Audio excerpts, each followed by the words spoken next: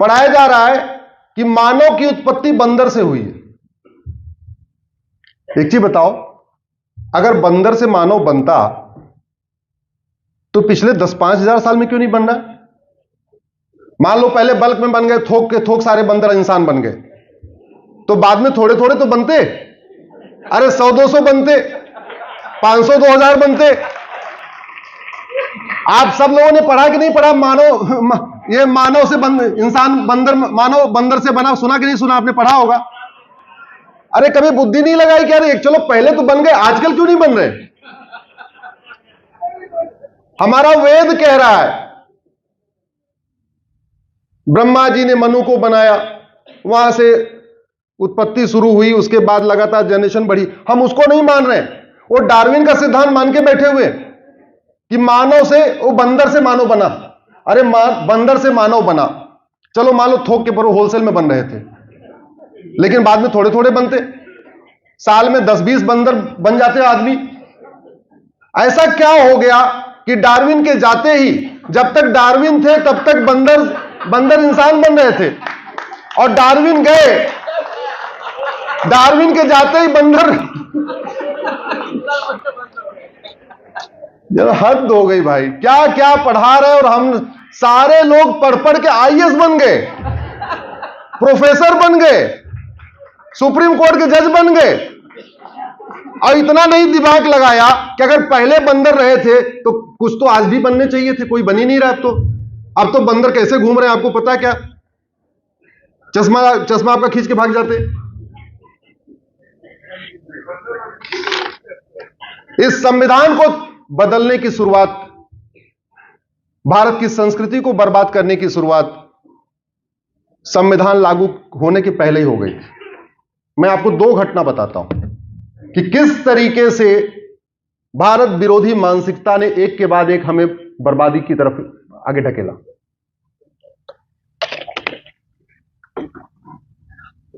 पूरा freedom movement Vande Mataram से हुआ था। वंदे मातरम भारत माता की जय, वंदे मातरम भारत माता की जय। अंग्रेज इतने परेशान हो गए कि उन्होंने वंदे मातरम को बैन कर दिया। वंदे मातरम कहने पे देशद्रोह की धारा लगाना शुरू कर दिया, और अंग्रेजों ने भारत में गॉड सेव क्वीन, ये नेशनल एंथम इन्फोर्स करने की कोशिश की। गॉड सेव क्वीन, उसका विरोध करने के लिए बंकिम चंद्र चटर्जी ने 24 घंटे के अंदर वंदे मातरम लिख दिया। पूरा का पूरा फ्रीडम मूवमेंट वंदे मातरम से चला। वंदे मातरम के नाम से यहां तो छोड़िए, लाहौर में अखबार निकलता था, वंदे मातरम के नाम से गजल लिखी जाती थी, वंदे मातरम के नाम से सभाएं होती थी, वंदे मातरम के नाम से नाटक होते थे। पूरा संविधान बन गया। एक बात पे झगड़ा बचा हुआ था, भारत का नेशनल एंथम क्या होगा। मेजॉरिटी कहती थी भैया इसमें विवाद किस बात का, पूरा आंदोलन वंदे मातरम से हुआ, बंकिम चंद्र चटर्जी ने वंदे मातरम लिख दिया है, उसी को लागू कर दो। और आपको यह जान के आश्चर्य होगा कि कांग्रेस का जो राष्ट्रीय अधिवेशन होता था साल में एक बार, उसमें भी वंदे मातरम गाया जाता था। शुरू के 5 अधिवेशन में वंदे मातरम गाया गया। 5वां जो अधिवेशन हुआ कांग्रेस का, उसमें जनगण मन के लेखक गुरु रविन्द्रनाथ टैगोर ने खुद ही वंदे मातरम गाया। लेकिन उसके बाद एकाएक जनगण मन लिखा जाता है, आम राय नहीं बनती है, वोटिंग की नौबत आ जाती है। उस वोटिंग को टालने के लिए डॉक्टर राजेंद्र प्रसाद ने एक बीच का रास्ता निकाला। उन्होंने बोला ठीक है, काम करते हैं, जनगण मन और वंदे मातरम दोनों को राष्ट्रगान घोषित कर देते हैं। चलो उतना भी, चलो ठीक है भाई, उतना भी समझ में आता है। वैसे जनगण मन का कोई योगदान नहीं था हमारे स्वतंत्रता संग्राम में, लेकिन चलो ठीक है, हमारे संविधान निर्माताओं ने कहा, बीच का रास्ता निकाला तो ठीक है। समस्या हुई 1971 में। 1971 में इंदिरा गांधी ने कानून बनाया, नेशनल ऑनर एक्ट। उसमें जनगण मन के लिए प्रोटोकॉल बना दिया, 53 सेकंड में गाया जाएगा, जनगण मन की ये म्यूजिक होगी। जब जनगण मन गाया जाएगा सब लोग खड़े हो जाएंगे, जो जनगण मन का अपमान करेगा उसको 3 साल की सजा होगी। लेकिन जानबूझ के वंदे मातरम को उस कानून के दायरे से बाहर निकाल दिया, वंदे मातरम को छोड़ दिया। नतीजा, वेब सीरीज बनाने वाले वंदे मातरम अलग तरीके से गा रहे, फिल्मों में वंदे मातरम अलग तरीके से गाया जाता है। सभाओं में वंदे मातरम अलग तरीके से गाया जाता है, जिसको इच्छा होती खड़ा होता है, जिसको नहीं इच्छा होती नहीं खड़ा होता। ये हमारे संविधान निर्माताओं का, हमारे फ्रीडम फाइटर्स का अपमान हुआ कि नहीं हुआ? जोर से बोलिए जरा। मैंने इसके लिए पीआईएल फाइल किया है, आप लोग गूगल करना, वंदे मातरम अश्विनी उपाध्याय। केंद्र सरकार को नोटिस हुआ है, केंद्र सरकार ने एक 9 सदस्यों की समिति बना दिया है कि वंदे मातरम के लिए आगे क्या करना है, कैसे इसको रिस्पेक्ट देना है। काम चल रहा है, लेकिन जिस तरीके से एक के बाद एक कानून बना बना के भारत की संस्कृति को बर्बाद किया गया है, यह अक्षम्य नहीं है। दुर्भाग्यवश इसकी जागरूकता भी कम है, और ये जागरूकता के लिए ही हमने निकलना शुरू किया। नहीं तो पहले मैं आराम से Monday to Friday Supreme Court में रहता था, सैटरडे संडे छुट्टी होती थी, बच्चों के साथ रहता था, सब बढ़िया चल रहा था। लेकिन चूंकि ये बात पहुंच नहीं रही थी, फिर हमने तय किया कि नहीं, बाहर भी चलेंगे।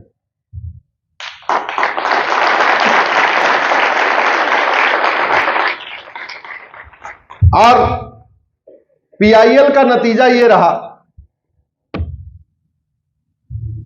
मैंने 3 तलाक चैलेंज किया, तलाके हसन चैलेंज किया, तलाके हसन चैलेंज किया, तलाके बाइन चैलेंज किया, तलाके किनाया चैलेंज किया, तहर्रुश चैलेंज किया, मुताह चैलेंज किया, मिस्यार चैलेंज किया, शरिया कोड को चैलेंज किया, यूनिफॉर्म सिविल कोड लागू करने की मांग किया, तो एक सेक्शन नाराज हो गया।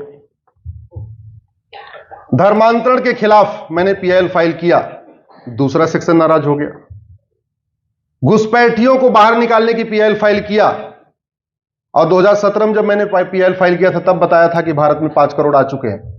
सुप्रीम कोर्ट में जो बात कही जाती है, एफिडेविट भी कही जाती है, मैंने 2017 में कहा था 5 करोड़ आ चुके हैं, अब तो वो 5.5 करोड़ के आसपास हो गए।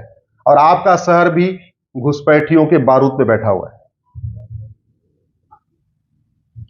जिस दिन फ्रांस की तरीके घुसपैठिए बाहर निकलेंगे, कोई काम नहीं आएगा। पुलिस वाले केवल सांसदों विधायकों को बचाएंगे, आपको बचाने नहीं आएंगे।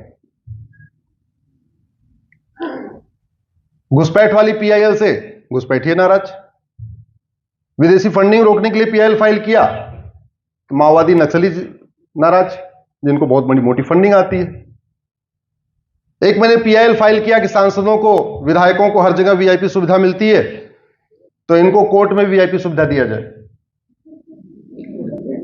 2016 मैंने पीआईएल फाइल किया, 2017 में जस्टिस गगोई साहब की बेंच उसको सुन रही थी, बोले विषय तो बहुत अच्छा है, बोले ठीक है, सांसदों विधायकों के लिए पूरे देश में अलग से एमएलए एमपी कोर्ट बनेगी, और 1 साल के अंदर इनका मुकदमा डिसाइड होगा। 2018 में सारे केस वेस ट्रांसफर हुए, 1 साल लगा पूरा प्रोसेस प्रैक्टिकली होने में, अलग अलग मुकदमे थे, सबके ट्रांसफर हो गए। इस समय 5,500 सांसदों विधायकों का मुकदमा special fast track MLA MP court में चल रहा है। तो वो लोग भी नाराज हो गए, क्योंकि उनका अच्छा खासा मुकदमा चल रहा था, मुकदमा बाद में खत्म होता, उसके पहले खुद ही खत्म हो जाते। अब ऐसा हुआ है कि साल साल में मुकदमा खत्म हो रहा है। 5,500 में से 250 को सजा हो गई है। आजम खां को सजा हुई, मुख्तार अंसारी को सजा हुई, अतीक अहमद को सजा हुई, राहुल गांधी को सजा हुई, ऐसे ऐसे लोगों को, ऐसे ऐसे माफियाओं को सजा हुई, ऐसे ऐसे भू माफियाओं को, ऐसे ऐसे लैंड माफियाओं को, ऐसे ऐसे ड्रग माफियाओं को सजा हुई, जो पहले सफेद पोस्ट बने हुए थे, अब सजा हो गई तो नहीं, अब तो ये अपराधी है। वो भी नाराज हो गए। नाराजगी बहुत ले लिया मैंने, दुश्मनी हमने काफी कर लिया। और मैं जानता हूं कि धर्म की रक्षा पे जब आप आगे बढ़ते हैं तो कठिनाइयां आती हैं। धर्म रक्षा के लिए गुरु तेग बहादुर का क्या हुआ था, दिल्ली में शीशगंज गुरुद्वारा बना हुआ है, उनका शीश काटा गया था। धर्म रक्षा के लिए शिवाजी आए, क्या क्या हुआ, राजपाट गया, घास की रोटी खाए पूरी परिवार, क्या हुआ पता है। श्यामा प्रसाद मुखर्जी ने धर्म रक्षा के लिए आगे बढ़े, जहर दे दिया गया। दीनदयाल उपाध्याय धर्म रक्षा के लिए आगे आए, मार के ट्रेन के सामने फेंक दिया गया। बाकी तो छोड़िए, बीच में एक और सज्जन धर्म रक्षा के लिए आगे आए थे, और उनका नाम है राजीव दीक्षित।